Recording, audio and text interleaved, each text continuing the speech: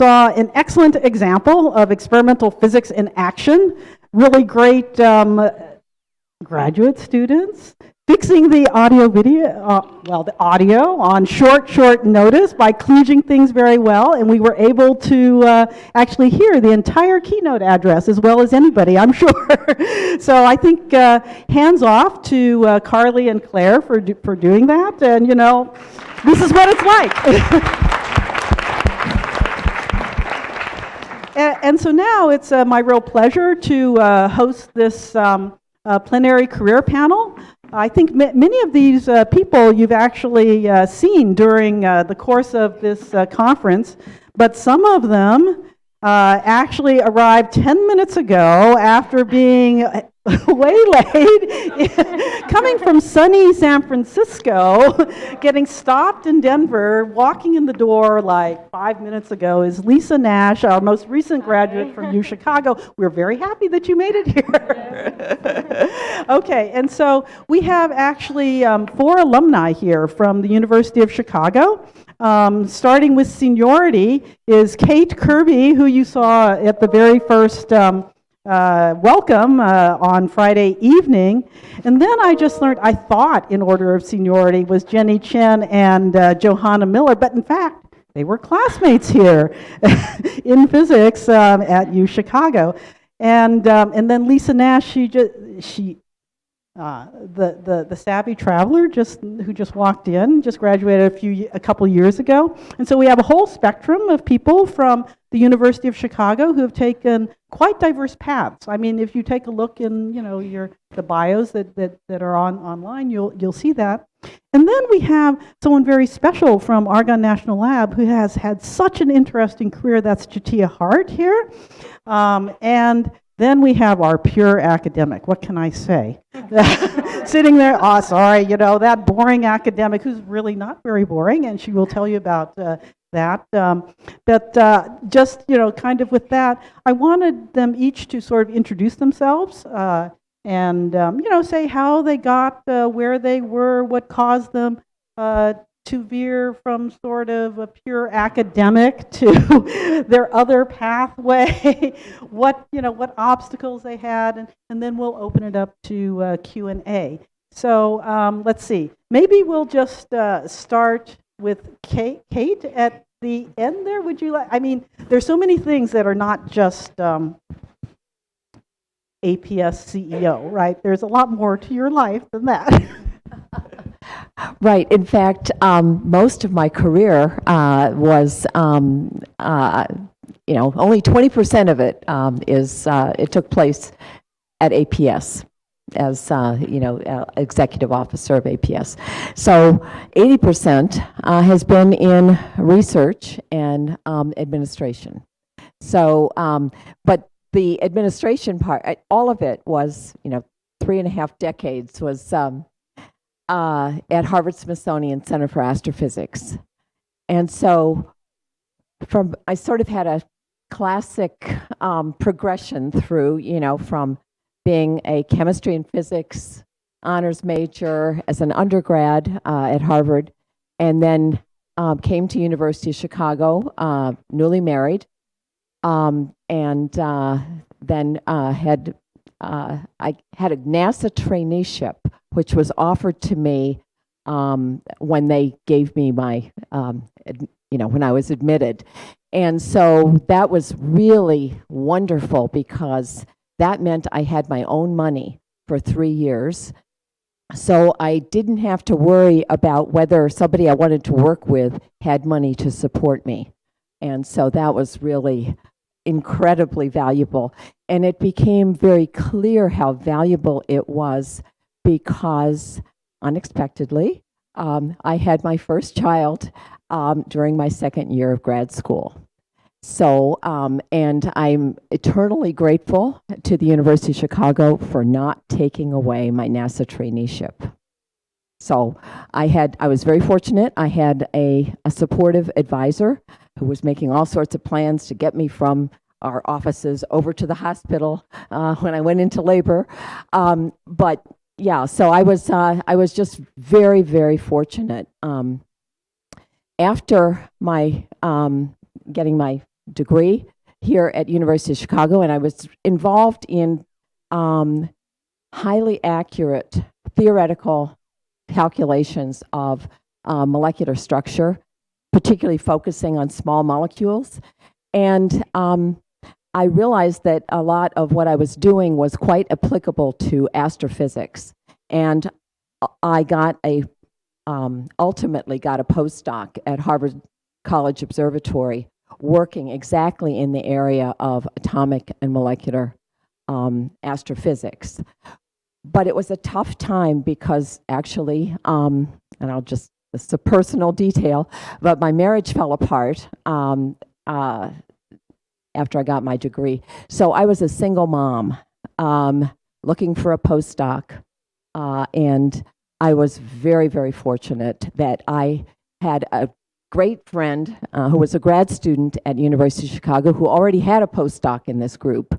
And that's how I sort of had an entree into some of the discussions of the group, and got an interview, and it was terrific. So I had tremendous opportunities just because of, happening to have another grad school colleague who happened to be in that group. So I have done lots of research, lots of grant proposal writing, published many papers in the area of calculations of small molecules that are of interest in astrophysics, especially in diffuse interstellar clouds.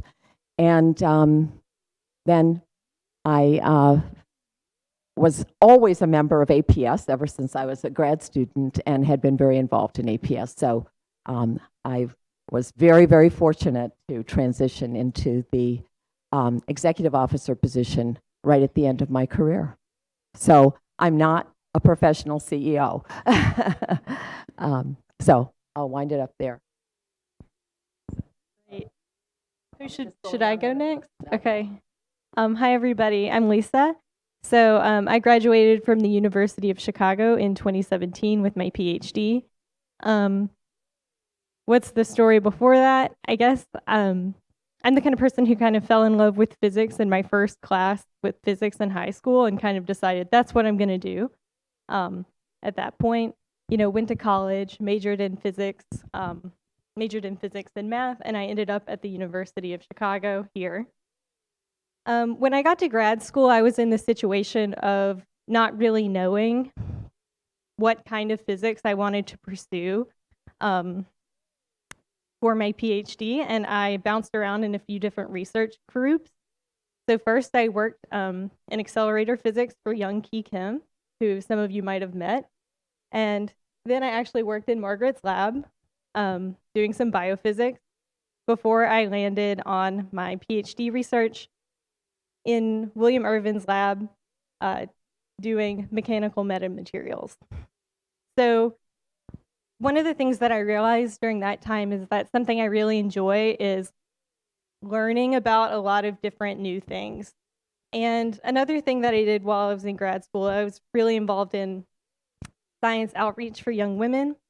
So I realized I really like kind of like making a difference in people's lives.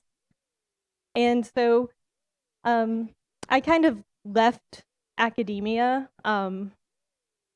probably farther away than a lot of other people here, because I really found an opportunity to take those two passions that I have and put them together. So now I work in design consulting. So we do something called human-centered design. So we really look at things and we say, what do people need out of this? And I do data science for design consulting now. So kind of putting together those two interests.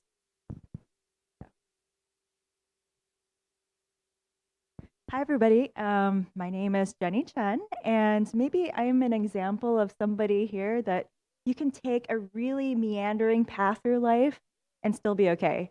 So at least, I think I'm still okay. But maybe just to step back a little bit, I fell in love with physics in high school. And so when I went to school, I really, focused on physics and math. And when it came time to apply for graduate school, I do want to emphasize something that Kate just said. There are fellowships out there that provide for your first 3 years of tuition, room and board, and I forgot what else. But they are nice because they give you a little bit more freedom to really investigate and take time and decide what you want to do. So I highly encourage you to apply for these fellowships if doing a PhD is what you're thinking about. My fellowship was from the Department of Defense, and I did nothing related to the Department of Defense. This is probably why I got that fellowship, because probably nobody else knew that you could like take that fellowship and do something like, cosmology or like theoretical particle physics. So yeah, that's a good one to apply for. Maybe no one else will apply for that one. Another good thing that I want to highlight from Kate is that the people you meet today here, as well as your classmates, really matter. They can help you out later on in life. You'll become, I have a lot of my lifelong friends from school, and particularly my days here at the University of Chicago. I really felt like, we were the same brand of like weird, maybe. And we were just really free to, and yeah, Joanna can tell you how weird I am. But we were so free to just be ourselves with each other, and it was wonderful. So we were just, I don't know, we could just be nerds and be, so yeah. But later on in life, I have to say that your friends from school, they can help you get jobs. And I mean, I've done that for some of my classmates. I also just got like a little 3-month stint to work in Paris for 3 months because one of my classmates was like, "Hey, you know what? This is a perfect project for you." And I was like, "Oh, you know what? You don't have to ask me twice. I'll go." So things like this, like you don't anticipate them while you're in your study groups and whatnot, but they're nice perks to have. They're nice perks from these friendships that you develop. Okay, so I came here to the U of C. I knew that I really just love theory because I don't know why. It's just kind of, but it's kind of like I really love the math. I love like trying to figure out how the universe works on a fundamental level. And it was really cool to try to learn about the smallest scales, from like looking deep into the universe, where really you're looking at the largest like structures in the universe. So that's what I really just loved about physics. And there's this deep elegance to like some of these fundamental rules that govern our universe. It looks really complicated, but it can be boiled down to some very simple principles. So that was something that I really loved about theory. I'll have to say though, like I loved physics, but I wasn't, maybe I'm just not the best suited for research, but I thought that was okay. And I wouldn't trade my time doing my PhD for anything else. So I did spend some time teaching, trying to think about my next steps, and eventually I did go to law school. And for me, it was a good way to supplement my quantitative skills. Oh, I'm sorry, can you hear? Okay. The quantitative analytical skills that I developed as a PhD student with like more like persuasive skills, or like more like, step-by-step like legal reasoning skills. And I went to law school with the idea that I really wanted to do advocacy work in energy and clean energy and environmental advocacy. So I did that. I worked for the government to kind of figure out how, the government works. I was at a government agency. And then after that, I worked at an environmental nonprofit, which was like something that I really, it was like my dream job. And I did that for a number of years. And now somehow I got sucked back into quasi-academia, even though I just told you that I'm probably not the best at it. But it's an academic think tank where we develop solutions to environmental and energy problems. And it's, unlike the advocacy job that I had before, where it was like very much focused on defensive work, like trying to stop bad proposals, fighting polluters and things like that. Like, what I really love about my job now is I get to think about how to make the world a better place, from like, what should we do today? So that's where I am. And I could, go on, but, I think maybe I really want to hear what your questions are and pass this mic on to hear from. Great. So I'm the traditional academic. I've been here since 2007, so about 12 years. I'm going to focus on my how I got here at the point where you are now. Like those previously before me, I fell in love with physics and chemistry in high school, and knew I wanted to do this in college. But that's love in high school is very different than becoming a researcher. When I got to college, I loved my classes. Those are great. My friend of mine in my class, I needed a job. I needed a work-study job, and he got me a job in a lab, and I just loved it. So that was my work-study job, was working in a research lab, and I loved having a job where I could work with my hands. I could code a computer and learn new things. And at that point, I still had to run to the library and photocopy journal articles. So it was great. And also, I knew I never wanted to live at my house again. So in the summer, I found research opportunities elsewhere, and I had a blast, right? I never had to go back and live in the suburban Boston. So I stayed at my undergraduate institution, Brown University, for the first summer, which had a great resources for undergraduates who wanted to stay on campus and do research. And then I learned about REU programs. So then I found opportunities to go and live other places, which was fun. And that's one of the best things I love about being a scientist, is to constantly be able to travel and learn about new places and different ways of doing science. And throughout this time, my love of doing research was sort of outmatched by my passion for rowing. I somehow became an athlete in college. I wasn't one in high school, and that dedicated most of my brain space. I thought I wanted to be a professional rower for a while, and so, well, amateur, right? You don't get paid for it. I think I scared my mom a lot my senior year when I said I want to just go and travel the country and also be on the national rowing team. And she said, please, if the only thing you ever do for me is apply to graduate school, please do it. And I did listen to her that one time.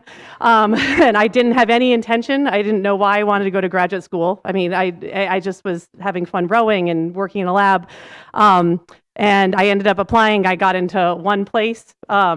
It happened to be Harvard, so it wasn't so bad. But that was the only it was the only school I got into.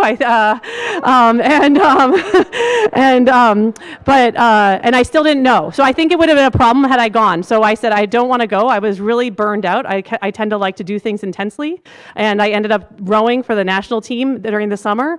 And then I got sort of sick of rowing for 10 hours a day. And then I was really panicked because I didn't know what I was going to do.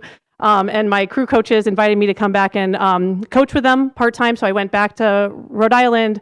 I was a crew coach, and then also it gave me the opportunity to work again and explore other areas of research, because I felt like sort of what has been said before. I kept working in these labs. I loved the practice of it, but I really had this idea in my head that if I was going to go to graduate school, it better be something I could imagine doing for the rest of my life. And so I took this very seriously. Like, I wasn't going to go to graduate school unless I could find something that I was super excited about, right? And I think I was a little hard on myself, because you never quite have that. I think a 5-year goal of something that you're, thinking in 30 years in the future is very hard.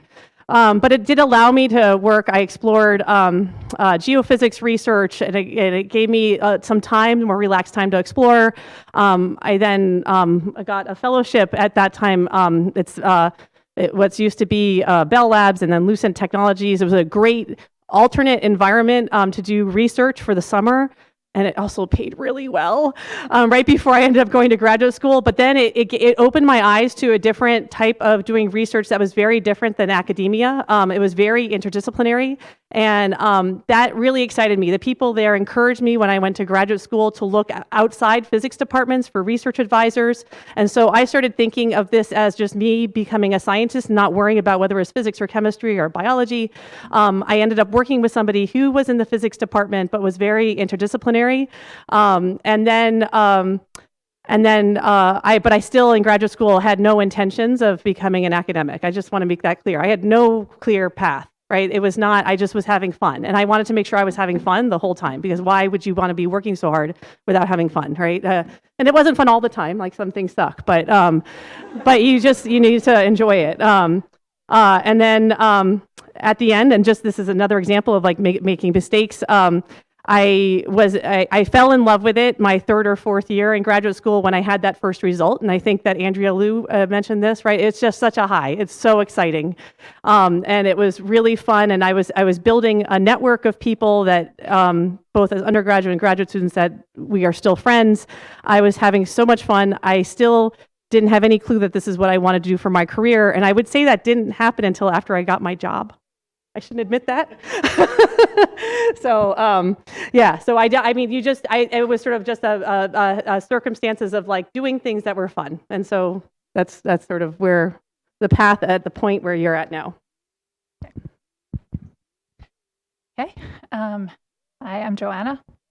So if you were at last night's plenary talk, you heard Marcella talk about how she started her education in engineering, but soon realized that while all of her classmates were really excited about designing bridges and things like that, she just wasn't as excited about that as they all were. And that resonated with me because that's how I felt about doing research. So I went to grad school because I loved science and I loved learning about science. And the classwork part of it was great, but when it came time to join a lab and start getting research results, I could go into lab, I could do the experiments, crank through the calculations, but my heart just wasn't in it. So I did well enough to get my PhD regardless. I landed a postdoc because that seemed like the thing to do. Got about a year into that when I realized this isn't going to work. You can't be a half-hearted academic, and I was never going to succeed in, actually staking out my own claim to a corner of the research world because I just didn't want it badly enough. So around that time, I got to thinking that over the years, people had told me every so often that, for a scientist, you're a pretty good writer. Yeah, for a scientist. I'd always, I guess I can say this, I'd always hated my high school English classes, and I'd never really taken a lot of humanities classes in college. I thought of myself as a science person, but got to thinking that, well, somebody's got to write about science, and it might as well be somebody who knows a little bit about science. So I was looking for jobs, trying to find any place that would take me. I noticed that Physics Today was hiring. It just so happened that they were desperate to hire somebody, and I was desperate for a job. So that's where I went, and that's where I still am. So I've been there since 2006. Since 2010 or so, I've been in charge of the Search and Discovery Department, which covers the cutting edge results from across the physical sciences.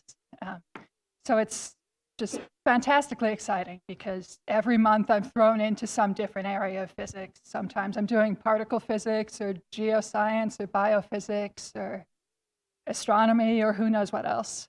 And I get to keep up my love of learning because I get to learn about all these fantastically exciting results before figuring out how to craft a story about them. Thinking of myself as a wordsmith more than a science person has been quite a change in perspective because I never really thought that was something where I had any talent. But yeah, I do a lot of thinking about what makes a good science story, how to arrange the information, how to motivate, how to explain why is this interesting for people who aren't necessarily in that field already. Yeah, I guess that's it. Hi, my name is Jatia Hart. I am a nuclear engineer, and I work in the intelligence community and national security at Argonne National Lab. I am the odd person out, not being a University of Chicago graduate on the panel, but Argonne actually has a University of Chicago connection because they are managed by the University of Chicago. So technically, I am a University of Chicago affiliate. Argonne National Lab is, so I made a PowerPoint because I'm an overachiever, and I read way too much into the email. They were like, prepare a presentation. I was like, I will prepare a presentation. So,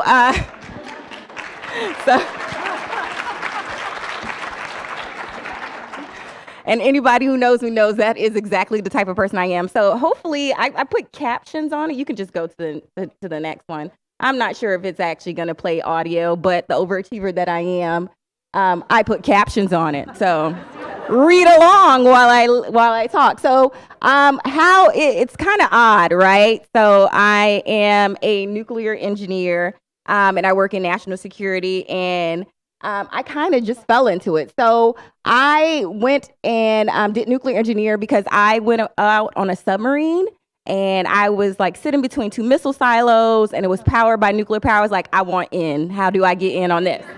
So I went to get my master's and PhD in nuclear engineering, as it says in the video, if you read the captions. And it's kind of interesting because I got into it because I thought, like, who is watching this? It needs to be somebody, who knows what they're doing. I know what I'm doing, so I'm going to get into this. No. Just keep going. No, yeah, please. So I went to Florida State, and I got a bachelor's degree in industrial engineering. And that's because my actual first love was algebra. I really, really liked algebra.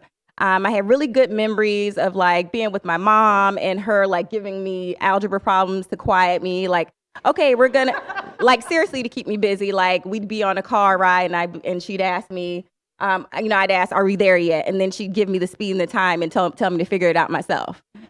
Or like we'd be shopping and I would have to figure out like how much the price was of the dress that she wanted to buy, stuff like that. So industrial engineering has a lot of optimization problems, a lot of systems of equations. And so that's kind of why I fell into that. Also, I failed out of chemical engineering, just to keep it real. Like, I took organic chemistry and got an A-, and I was like, yes, but that was the hardest A- I've ever had in my life, and I don't want to live like that. So I switched. I failed out with my A-, right? Overachiever, again.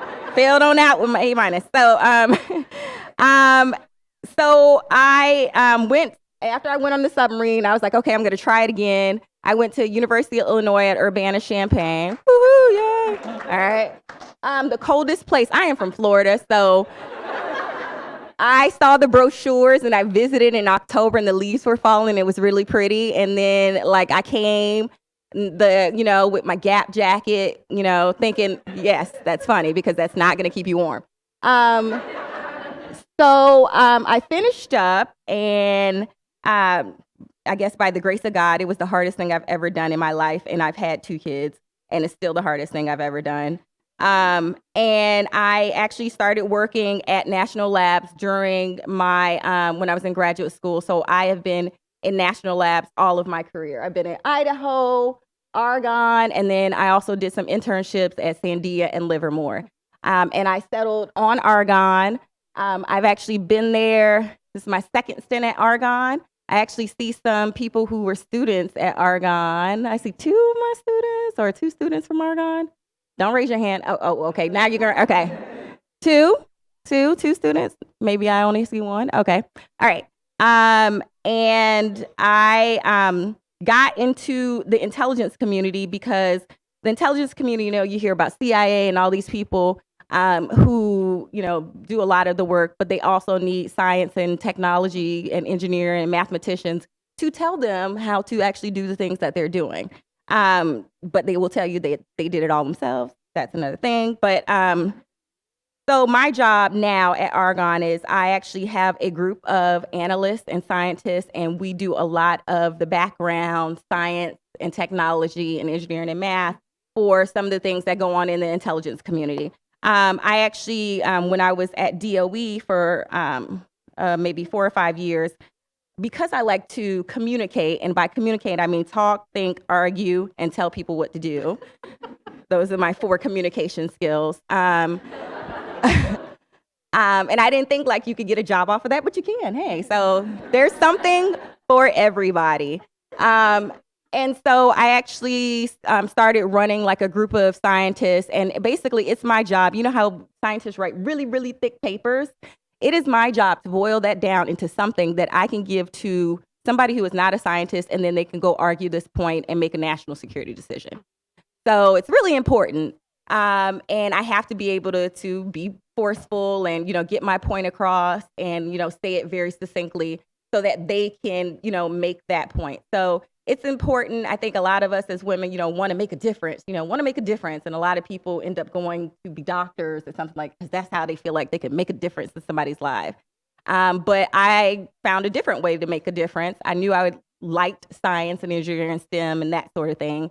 And really nuclear engineering, it has the most application, I would say, out of all the scientific disciplines. It's essentially applied nuclear physics. So that's how it ties in. I've taken all the quantum anybody could ever take. And yes. And so I have that background, but honestly, do I do experiments and everything? No. But do I have to explain it and understand and explain to a politician how an atom works and why it's not maybe such a good idea to aim a conventional weapon at a reactor, maybe something like that, like because it goes boom really big, not like a weapon, but still not good, like that's how I would explain it. And so I do that, and I like that, and I feel like I'm making a difference. And again, I see a lot of the things I work on day to day in the news almost every day. And it's kind of funny because I work in the intelligence community. I can't talk about any of it. Like, I can't talk about anything I work on any day. I think some of the peripheral stuff that I can give you an example is like the Iran deal. Argonne was pivotal in helping people negotiate that, because we send people to other countries and they're, again, the politicians, they have no idea what dismantle a nuclear weapon means. Like, what does that mean, right? So we are the people who literally write that out. Like, that might mean take this component and put it in here, or dissolve it down, and that sort of thing. And that's where the engineering comes in. So I could talk all day. Clearly, I told you about my communication skills. But I'm really interested in hearing your questions. I do want to say, so a lot of people here talked about graduate work and getting fellowships. And I love that everybody's here in physics, but don't count out engineering. And I say this because I was fully supported through my graduate education. I never had to pay tuition. I've never paid tuition in all of my very long years of education. Through undergrad, through 7 years of grad school, I never paid tuition. And that was because in the engineering scheme, people actually pay you to go to school. Is it? Okay. I know, like, Andy, if you go into chemistry, you're... For PhD programs, yeah. That is not... Is chemistry not in... Okay, so at U of I, chemistry is in... For masters, so you stay away from... Oh, okay. Yeah. At U of I, I don't think they pay for chemistry. They do. For Okay. PhD programs. PhD programs. All right. So get your PhD if you're going in physics. But anyway, all the way through. So, I mean, don't count out engineering. I know a lot of engineers who do a lot of applied research that's very close to basic research. Not quite, but also, like you heard from all the ladies, the paths are varied and different. So keep your options open.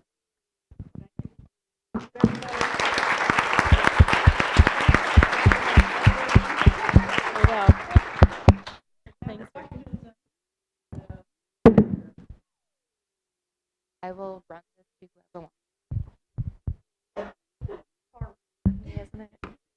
wants. Hello, my name is Amber, and I'm currently studying and actually student teaching right now to be a high school physics teacher. I know several of you mentioned that that's where you fell in love.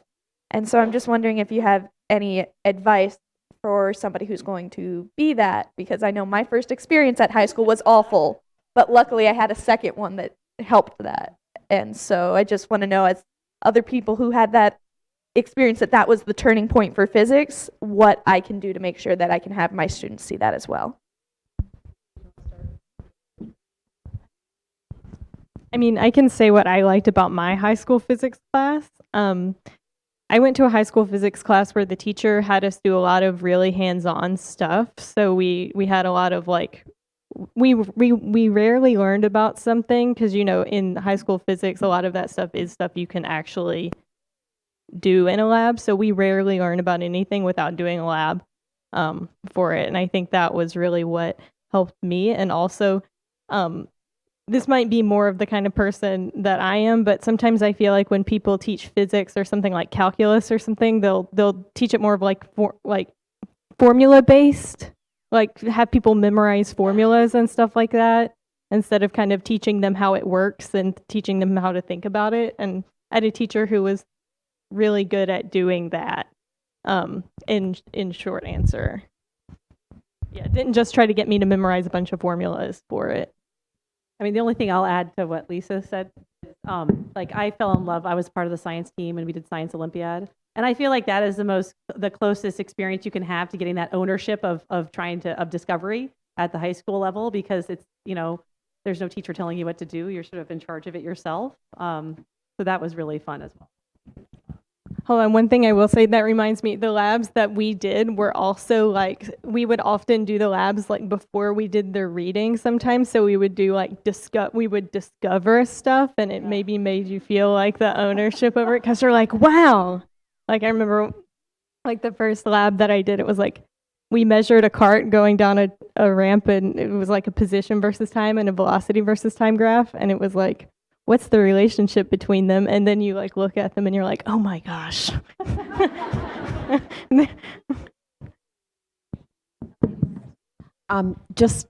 I want to say, I hated hands-on stuff. So, you know, I mean, what really turned me on was using mathematics to model problems. And I loved that. So just be aware that there'll be kids who, God, I don't want to touch this, you know, and get turned on by the ideas and the math.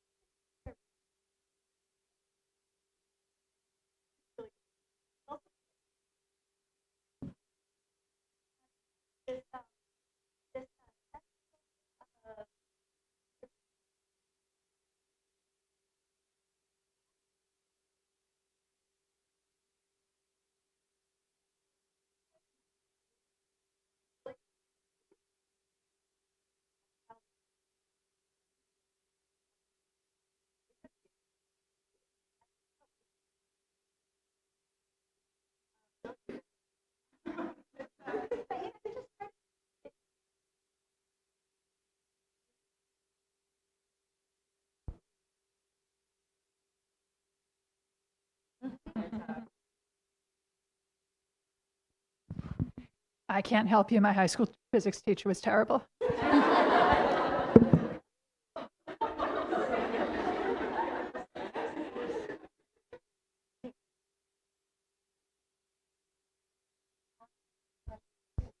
Hi. Is this on? Okay, cool. Oh. I'm Rowan. I'm a first year who wants to go into astrophysics, and I was wondering if you know of any examples of opportunities for astrophysics applied researchers in the intelligence community or in government work, more applied than basic research, but less mercenary than companies. Yes. So basically, any government agency who is looking for a scientist will hire you. FYI. So I think, honestly, I worked in government. If you are young, working in government is a great place to go, like, especially if you can go to like a department, because they don't pay great, but they pay great if you are a young person. So like you start out and you move up really quickly.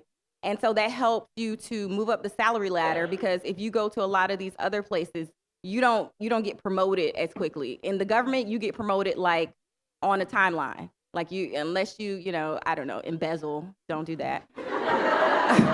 You will get promoted, and because they have such a need for scientists and just people who are good, they will give you a lot of responsibility very early. And, So, and the government labs have summer internships for undergraduates. well, so yes, also, Yeah. so there's two kind of different ways. You can go to like a contractor, like national labs and stuff are contractors to the government. But if you go to the government, you can also do like program management. And so I would say if you go like to the government, like to an executive agency, you can do a lot very quickly, and it will be applied. It won't be hands-on. Maybe you'll be a program manager, but you'll get a lot of responsibility. If you go to like a lab or someplace like that, you'll probably have to do a postdoc, especially if you're a PhD. Most labs only take PhDs. I mean, I know some that take masters, but it's very iffy. The IC will take you whenever you are ready, as long as you can pass the security clearance. So, and that's a very arduous process. Right now, it's like a year and a half.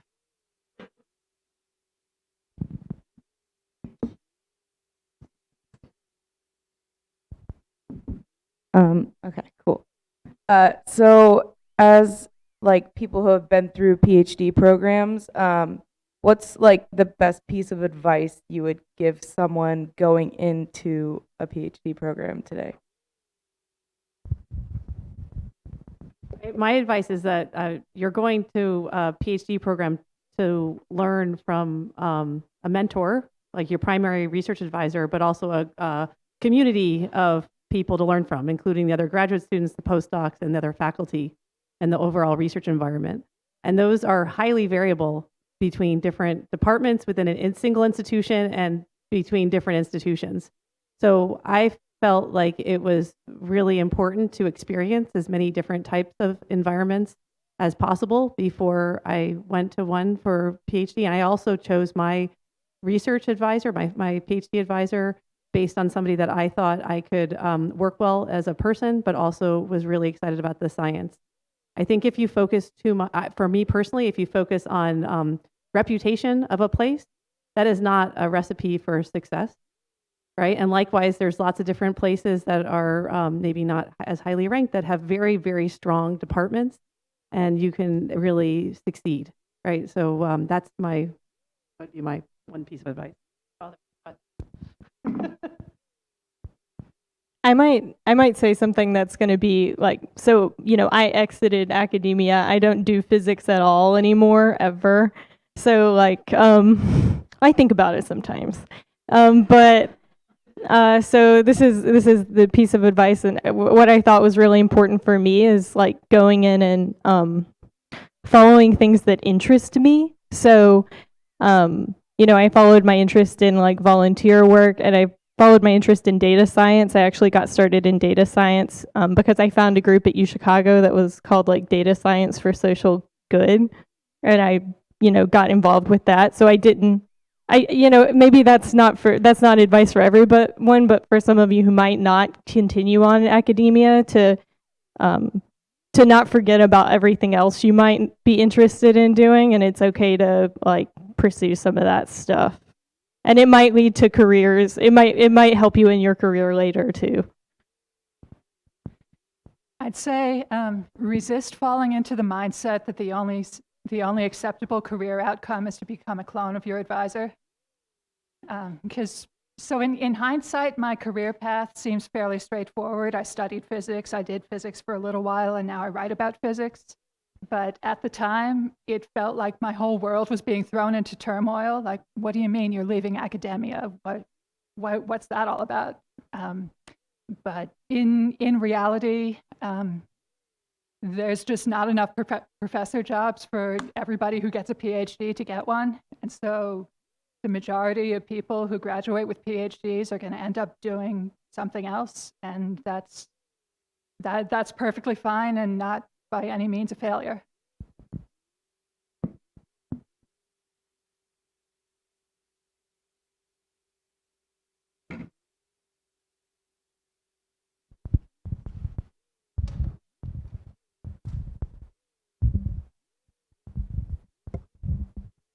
Hi, what's your biggest failure?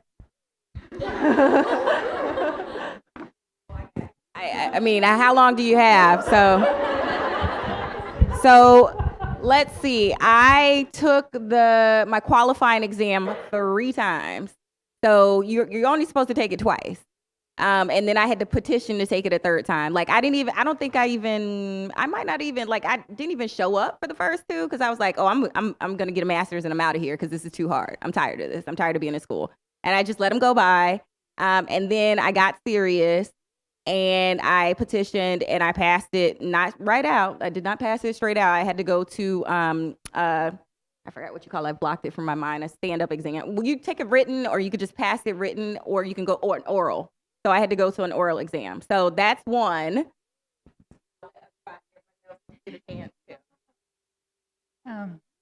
I started out college wanting to be a mathematician, and then I got midway through college, reached a point where math just didn't make any sense to me anymore.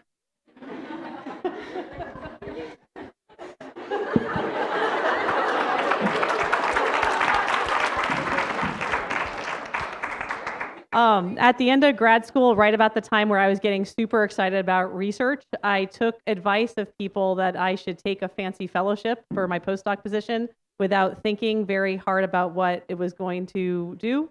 So I started it, and it was awful, and it was boring, and I then had to quit 2 months in and do something different. I don't know. Like I like to. What I learned in law school is you reframe things to really advocate for yourself.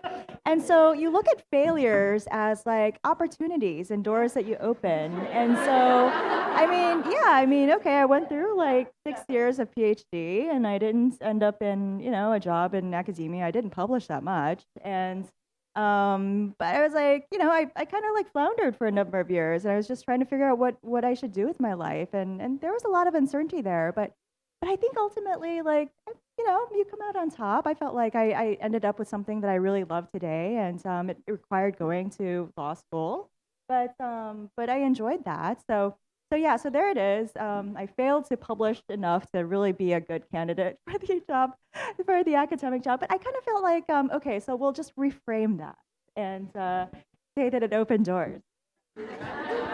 So also as a consultant, you also learn to reframe failures as opportunities, or learning opportunities. So that's exactly what I was going to say about like my biggest failure, because at the time when I was in grad school,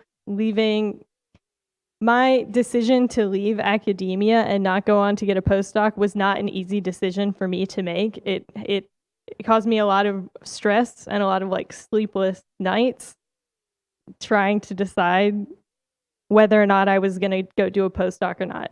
Ultimately I didn't, but it felt a little bit like, it didn't, I feel like as a physicist, I don't know if the rest of you feel like this, but since I fell in love with it in high school, it was very much part of my identity of who I am, by the time I was done with my PhD. So that was a really hard decision to make. So yeah, but it was an opportunity because I really, I found something that I really love to do now, and don't really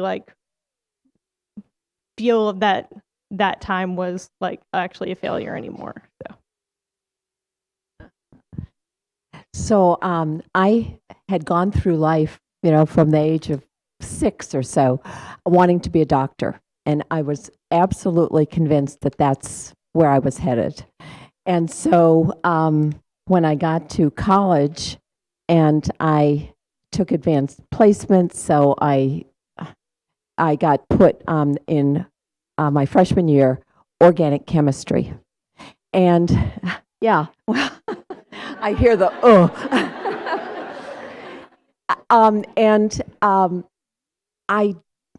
I had actually liked chemistry and physics as, in high school and a lot. And oh my God, organic chemistry was something else. Especially, it was very much a pre-med course. And so there were superstar,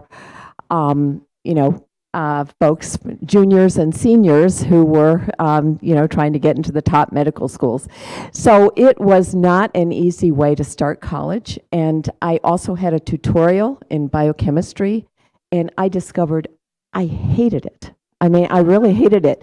And so it was really hard to sort of then refocus to really think about what I enjoyed most. And so the fact that I was loving my math courses, and I've always loved math and applied math, and a lot of physics is sort of applied math, or at least it's even called that in the UK often. And so anyway, sort of reorienting myself, and always in the back of my mind, even though I've gone on to have a great career in physics, and I love the community, I love the subject, it nags at me sometimes, yeah, should I have been a doctor? So the interesting thing is, one of my daughters is actually a medical doctor and is just finishing up her PhD. So she'll have a MD PhD in the UK. She's at University College London. And so she's a radiologist, and I just love seeing her bloom in that field. So that's very satisfying. I might say one more thing about what I said, though, because I feel like maybe I made it sound like, oh no, I had to leave, because I don't want everyone to think like, oh, I wouldn't be able to find a postdoc. It's not that hard. It's just more of like there's a decision point where you have to decide what you want to do. Just wanted to throw that out there in case it sounded in case it was too doom and gloom sounding. It's not like that. It was more of a personal decision.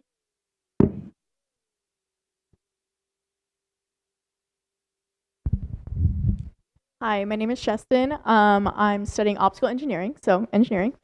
And my question is kind of just like advice for when you're not like periods of your career that you're not like taking it seriously. Like maybe like the speaker last night was talking about when she was pregnant, that was like a struggle. People wouldn't take her as seriously. So just like advice for women in STEM, I guess. Fake it until you make it. So I don't know if you saw in that video that I was pregnant actually with my second child. And it's kind of funny because I feel like every time I have two kids, every time I got pregnant, I got like really aggressive and I'm already aggressive. So it was like, but like to me, sometimes, when you get to a point where, you're having a family, you feel like, oh, I have to do this for my family. Like, it's not just me anymore. It's like, I have other people on board this train. We got to keep moving. And so it really kind of propelled me, like when I was pregnant or doing these sort of things. And yeah, there is imposter syndrome. And I've actually had, I had a manager at one point in time who was like, you're not as good as you think you are. That's what he told me. I never forget this. And I was like, well, we'll see. And so, yeah, there is, some comfort that comes with like going further in your career and meeting milestones. But you do have to believe in yourself. And I don't know if they tell you, but everybody has these same internal feelings. I think we as women just maybe express it and kind of it comes out more in us. And sometimes I work with these guys. It's so funny. I work with, almost all white or Asian male. And I'm like, some days I'm like, please just give me the confidence of a mediocre white guy. And so I have literally had people quote my papers back to me. I'm like, I wrote that, right? So I think you just got to kind of believe in yourself and know that you can do it. And it's okay, just like we all talked about our failures and we just spit it out. Like, this is our failure, we don't care. It's like, it's not as big as you think it is and you can always recover. So.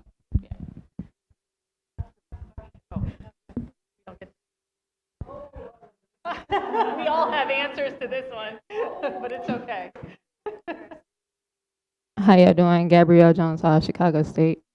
With the rise in women in leadership across the world, but also taking into account that women are competitive, especially against each other, what are you guys' views on the continuation of women in power?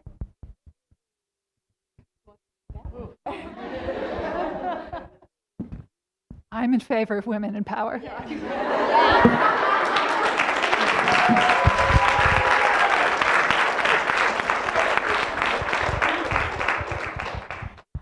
Maybe this goes to the last question too, but definitely, I think we can do a lot to support each other. So, like for example, Marcelle Carrena yesterday was mentioning in her speech that sometimes we'll be in meetings, and to your point about not being taken seriously, like you'll say something brilliant, and then maybe somebody else will say the exact same thing that you just said, and then everyone's like, "Oh, that's brilliant." And there are things that you can actually do to support each other. So building a support network. For example, there was this nice article in the New York Times about how women in the Obama administration employed something called amplification. And so it's something like, okay, so if Lisa says something brilliant, I'm going to later on say, and Lisa's really great idea, XYZ, and repeat it again, attribute it to her. There are tools out there, and I think we should definitely kind of get to know those tools and use them to help each other. And sort of building upon that, building your peer and near peer networks, I found really useful throughout my career. Starting at the undergraduate level, all my roommates were women engineers and physicists, and we sort of helped each other in the transition to graduate school and then also in graduate school. Even though we are across the country, because somebody at a different institution has a different experience, so then I can talk to them and bitch to them about what's going on, right? In graduate school, I would say, there's this thing, you might need to find an outlet, right? So something where you're not around, where you're not a minority in a population, and you can find a group where you just feel comfortable. And for me, that was biking. I was on the road bike, cycling club. And that was awesome. I found this group of, really strong women that I would go and ride my bike with every morning and then be able to go into the lab, right? So like that, and throughout my career, I think finding cohorts at different stages and then helping each other out at different levels has been a really important support network for that. So I just wanted to say, if anybody ever tries to take your point, what I always do is after they finish speaking, I always say, thanks for reiterating my point. That is what I do. I literally had to come up with things, be like, thanks for doing that. And then I want to say building your network is so important. Not for support, emotionally, because you are going to have to say thanks for reiterating my point in a whole bunch of meetings, and then they'll stop because they know what's coming. You're lying. So you have to be strong enough to call them out on it. I know even some situations where people make jokes that maybe you don't like. You got to have it, and you have to be ready to shoot that, just get them right when they do it. Don't let them leave the room. Don't let it go past. Just get them right then. And you have to train yourself as a woman to do that. And then the other thing that I just want to say, I want to quote the greatest, human being of all time, Beyonce. In saying that as women, you have to come and you have to bring your full self and do your best. And as she puts it in her song, slay or you get eliminated. So you have to come with it. You have to do your best. You have to bring your full self. Don't hold anything back because you got it. You just got to show them. Okay, on that note, why don't we break for coffee?